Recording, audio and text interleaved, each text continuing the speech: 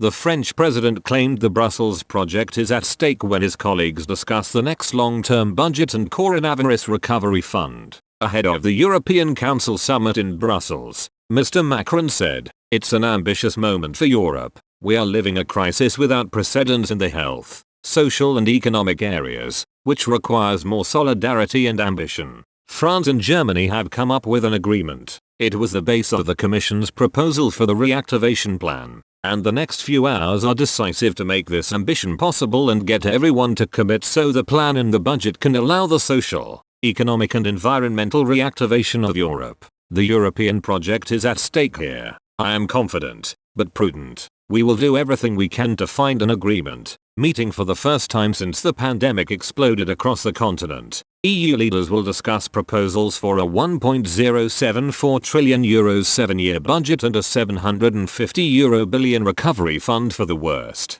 hit regions and industries. German Chancellor Angela Merkel said the bloc still has vast differences to overcome in order to reach an agreement. The veteran leader also warned her colleagues they must compromise from their hardline positions. She said, "There have been many preparations and we are in a completely different situation that was the case in February, which is why we are entering these negotiations in good spirits. But I have to say that the differences are still very big, therefore I can't say just yet whether we will come to an agreement this time. It would be desirable. However, we have to see the reality and it takes great willingness to compromise." European Commission President Ursula von der Leyen said, "The risk couldn't be greater today, but so are the opportunities. A lot is at stake. If Europe does it right, then we can emerge from this crisis more strongly. Every necessary part of the negotiations are on the table and an agreement is possible, and the people in Europe also expect a solution from us because it is their jobs which are at risk.